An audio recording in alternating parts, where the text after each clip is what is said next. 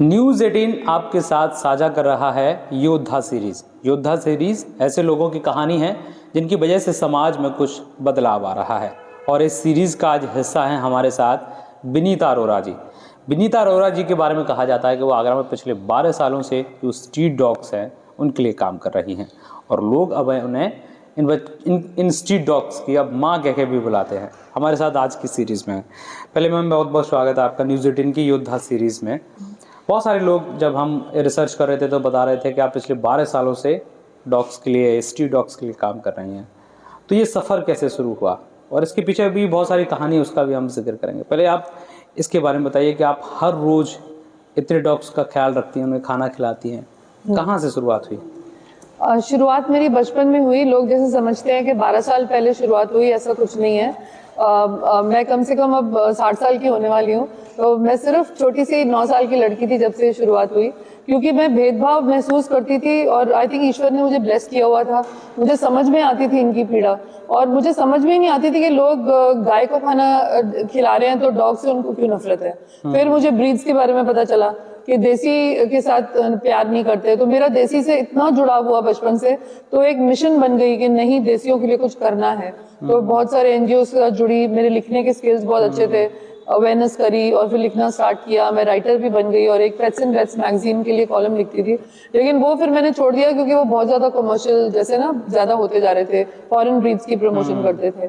तो लेकिन एक्टिविज्म मेरी स्टार्ट हुई जब मेरी शादी हुई और जब मैं आगरा आई, क्योंकि आगरा में अवेयरनेस बिल्कुल नहीं थी। और आई थिंक जिस तरह की क्रांति हम लोग लेकर आए हैं तो आज तक कभी नहीं हुई थी, क्योंकि पैशन जो कहते हैं ना अंदर से हो किसी का, असली जुड़ाव तो अपने आप अंदर से निकलता है। विनीता अरोरा जी की दिन की शुरुआत कैसे होती है? कैसे वो माने अपने बच्चों के लिए खाना तैयार करती हैं? कितने डॉग्स को आप खाना खिलाती हैं? और इस दौरान माने कई चैलेंजेस भी आपके सामने आते होंगे।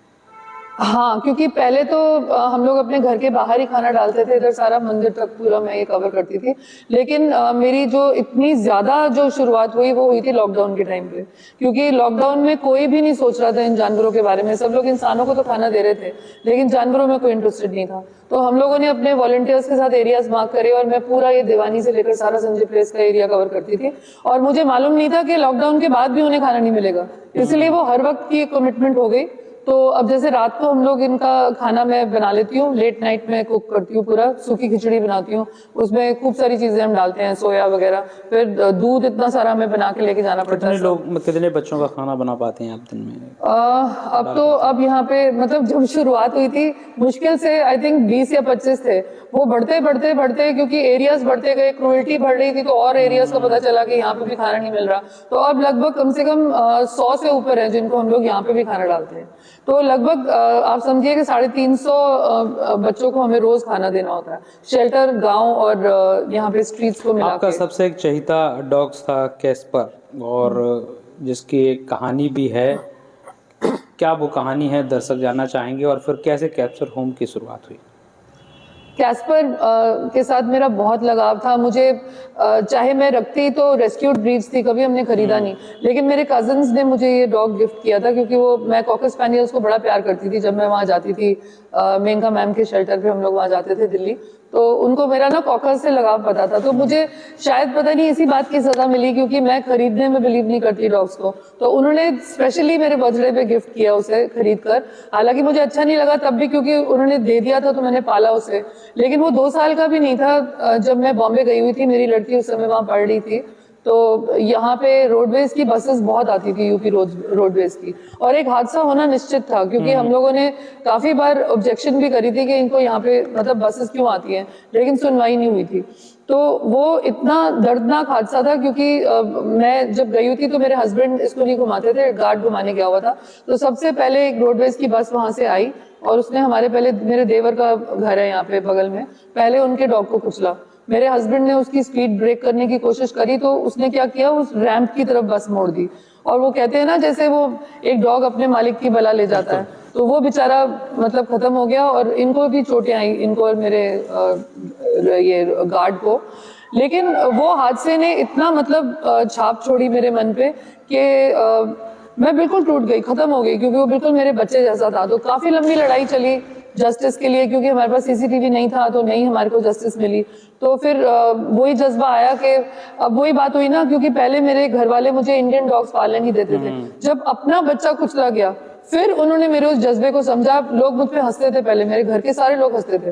अब आपके शेल्टर में कितने इस समय 200 से ऊपर डॉग्स हो चुके हुए हैं और भी बढ़ते ही जा रहे हैं। लेकिन ठीक है, हम लोग क्योंकि पेट्स को भी रखते हैं जो लोग छोड़ देते हैं सड़कों के ऊपर। मैंने कई बार देखा है कि बहुत सारी माने ऐसे जानवरों के लिए काम करने वाली एनिमल्स के लिए बहुत सारी संस्थाएं हैं, लेकिन फिर भी डॉग बाइट्स जब बढ़ती हैं तो लोग तरह तरह की बातें करते हैं, इल्ज़ाम आरोप लगते हैं, और आपको भी कहीं ना कहीं कई बार ऐसी मुश्किलें और चैलेंजेस आते हैं। तो क्या वो चैलेंजेस हैं जो लोग आज भी नहीं समझ पाते? सबसे बड़ा चैलेंज ये है जो हमारे माइंडसेट है, क्योंकि हमारे माइंडसेट बैठ गए हुए हैं। फॉरेन ब्रीड जो है वो घर का कुत्ता है, और जो ये इंडियन डॉग्स हैं उनको सबसे पहले तो मैं स्ट्रीट डॉग का जो लेबल है वो हटाने की कोशिश कर रही हूँ। वो मेरी मुहिम है और वो काफी हद तक हट भी चुका हुआ है, क्योंकि पहले इनको आवारा कहा जाता था। आप देखो जैसे ये देसी मेरे घर में पल रही है, अब इसको आवारा कौन कह सकता है, ये मेरी बच्ची है। तो वो चैलेंजेस आते हैं क्योंकि उनसे इतनी नफरत करते हैं सोसाइटी वाले। और अब तो सुप्रीम कोर्ट ने भी ऑर्डर्स निकाल दिए हैं और AWBI की गाइडलाइंस है, तो वो अब लोगों को हम समझाने की कोशिश कर रहे हैं कि ये इंडियन कम्युनिटी डॉग्स है, इनकी देखरेख वहीं कीजिए, अडॉप्ट कीजिए, इनको खाना दीजिए, पानी दीजिए, वैक्सीनेट कीजिए और स्टेरलाइज कीजिए। पुलिस और नगर निगम या अन्य संस्थाओं का सहयोग मिलता है? नगर निगम का अब बहुत सहयोग मिलता है। मैं खास यहाँ पे मेंशन करना चाहूंगी डॉक्टर अजय सिंह को, जो एक बहुत बड़ी रेवोल्यूशन लेके आए हैं आगरा में, क्योंकि पहले कभी भी इतना काम नहीं हुआ था। अब मुझे यहाँ 37 साल हो गए आगरा में, लेकिन मैंने पहली बार इतना काम होते हुए देखा। ABC सेंटर बने, अब नगर निगम एंटी रेबीज की वैक्सीनेशन लगा रही है। हम जैसे लोगों को पहले कोई नहीं पूछता था, तो अब उन्होंने एक्टिविस्ट को भी आगे किया, सबको एम्पावर कर रहे हैं ताकि हम लोग ज्यादा से ज्यादा सेवा का काम करें। बहुत सारी बार जब हम फील्ड में रहते हैं तो हमने ऐसी घटनाएं कवर करी हैं कि जब वो इंडियन डॉग्स को एक बोरे में बंद करके छोड़ जाते हैं जो हाल ही में पैदा हुए होते हैं। ऐसे केसेस देखने को मिलते हैं, बहुत आए हैं हमारे पास। तो ऐसी सिचुएशन में क्या कहती हैं और क्या लोगों के लिए मैसेज है जो इस सीरीज को देख रहे हैं? बस यही मैसेज है कि देखिए, इनको भी ईश्वर ने बनाया। जैसे आप लोग अपने आप को प्यार करते हो, अपने बच्चों को प्यार करते हो, तो जब एक माँ से ये बच्चे जुदा किए जाते हैं तो आपको ये फीलिंग होनी चाहिए कि वो भी किसी के बच्चे हैं। जिस तरीके से माँ तड़प तड़प के बाद में फिर ये लोग बोलते हैं डॉग बाइट होती है, ऑब्वियसली जिस माँ से उसके बच्चे अलग किए जाएंगे वो अग्रेसिव तो होगी ना। तो पहले आप उसको दर्द दीजिए ही मत। और ये छोटे छोटे बच्चे अपनी माँ के बिना बहुत कम सर्वाइव कर पाते हैं। जैसे हमने भी एक बार 16 बच्चे बचाए थे, तो उनमें से 8 खत्म हो गए थे। हम लोग चाहे कितना भी अच्छा दूध ला दें उनके लिए, फॉर्मूला मिल्क वगैरह सब कुछ लाया, लेकिन इसीलिए हर बच्चे को माँ की जरूरत होती है। तो आप लोग प्लीज इस दर्द को समझिए, इनको भी पेन होती है और इनको ज्यादा से ज्यादा आपको प्यार करना चाहिए, इनके साथ मिलजुल के कोएग्जिस्ट करना चाहिए, हर एक जीव के साथ।